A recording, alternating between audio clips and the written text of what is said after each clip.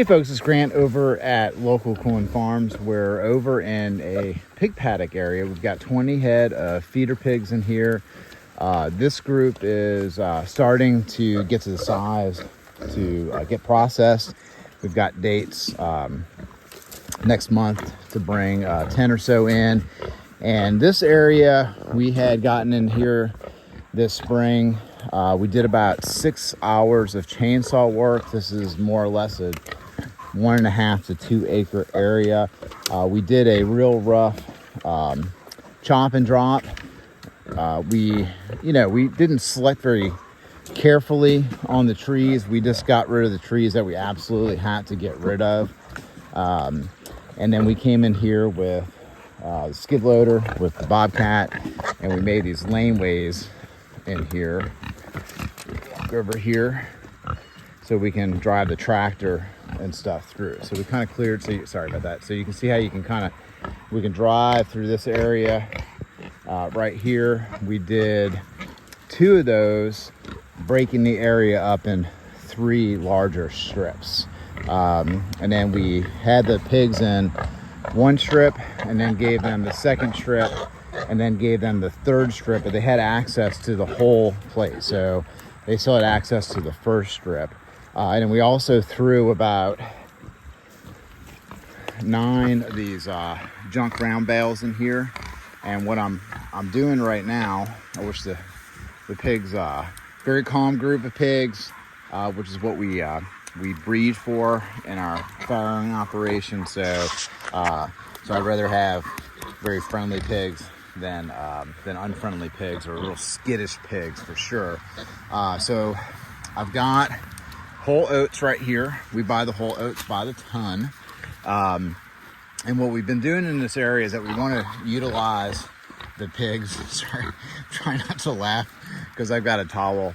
I always keep a bar rag on me, and they're pulling on my bar rag. Anyway, so we're throwing the oats in these brushy areas that I had piled up with the Bobcat. So I'm just gonna get the whole oats. I'm gonna throw them out. A couple of things are gonna happen. That could happen. One, the pigs are gonna go up and they're gonna force themselves up into these piles of brush. And then they're gonna open stuff up as they seek the oats. So that's one thing that could happen.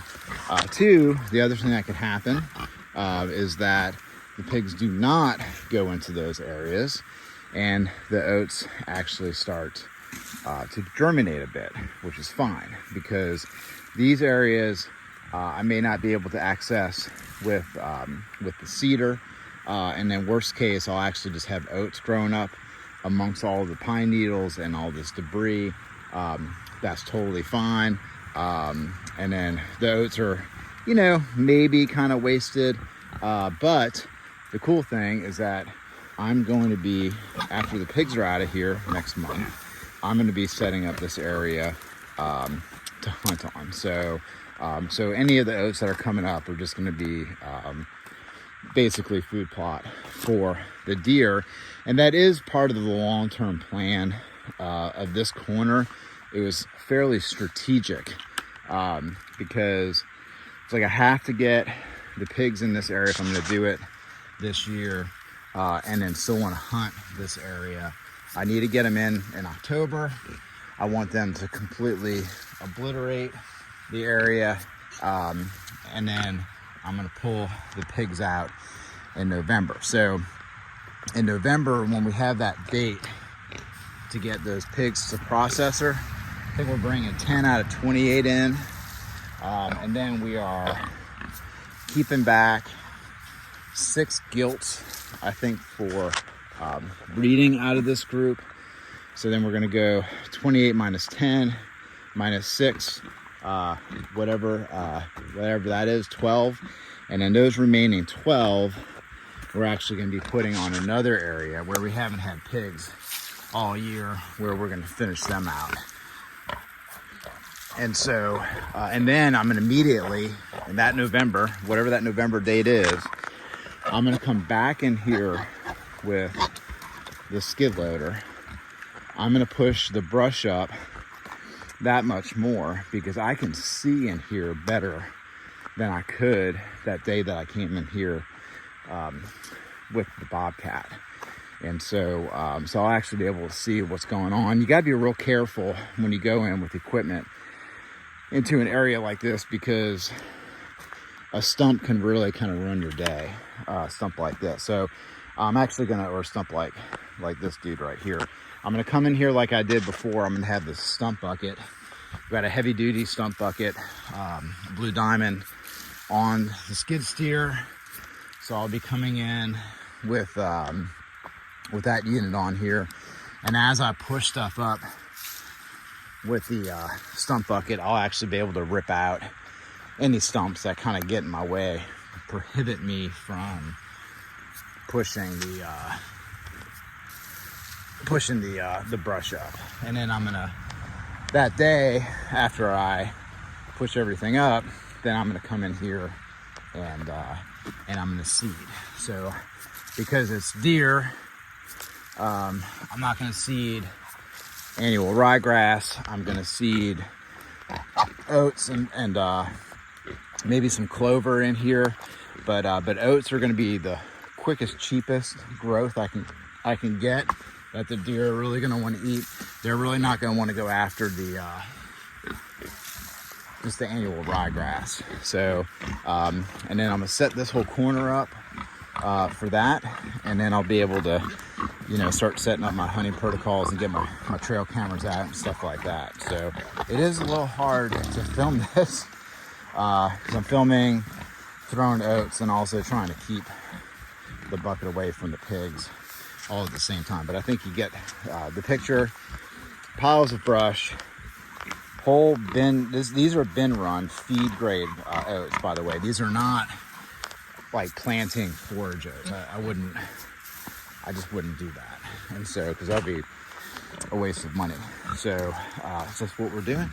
If you have any questions or comments of what we're doing here, so what we're doing is that we did a chop and drop. We pushed brush up. We got the pigs in here.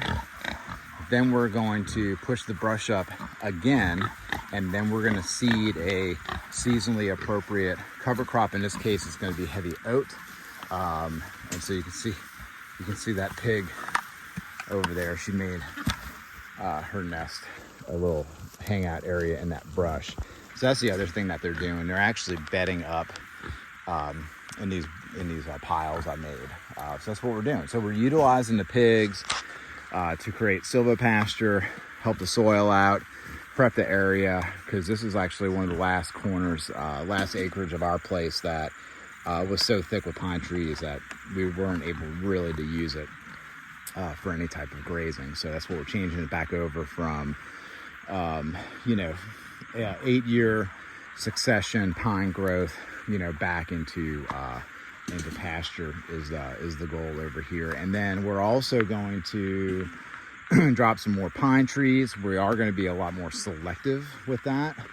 So hopefully I will be able to get in here and drop some trees on that same day where I come back in here with the skid loader. And then we've also marked, that's a live oak tree right there. So we've got a handful of oak trees. I think that's the only live oak. We've got some water oaks that are still better than pine. And then we have one longleaf pine in here that we've ID'd that we're gonna kind of also take care of.